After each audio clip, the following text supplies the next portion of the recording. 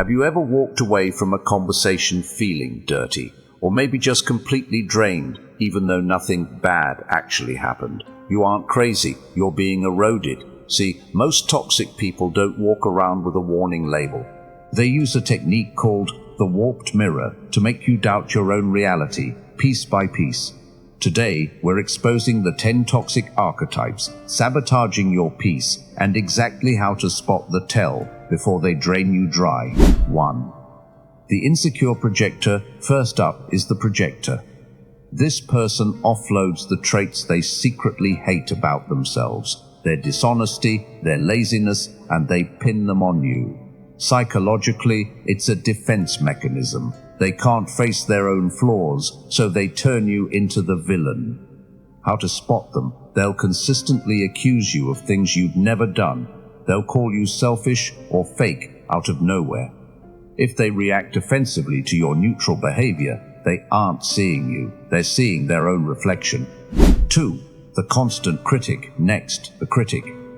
This isn't about helping you improve. It's about low-level erosion.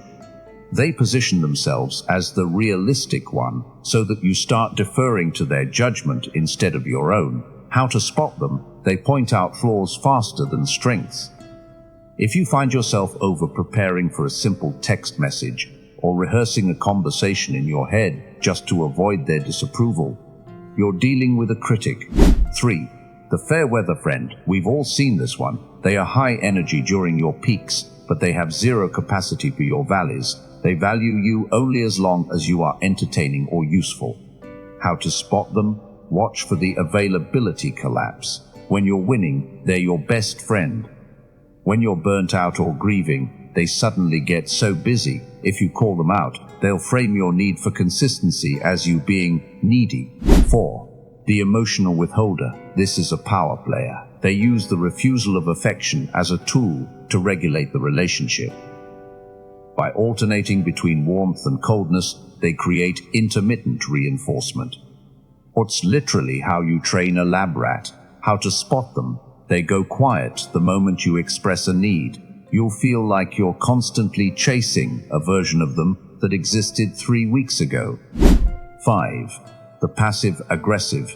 This is hostility disguised as harmlessness. They want to hurt you, but they also want plausible deniability, so they never have to take accountability. How to spot them? Look for the backhanded compliments and the just joking comments that actually sting. They use the silent treatment, but call it needing space. 6. The narcissistic charmer. This type starts with a recruitment phase. They use intense focus and mirroring to make you feel chosen. But once you're invested, the mask slips and the devaluation begins. How to spot them? If it feels too good to be true, it is. They alternate between extreme praise and sudden withdrawal, using gentle gaslighting to make you doubt your perceptions when you finally complain.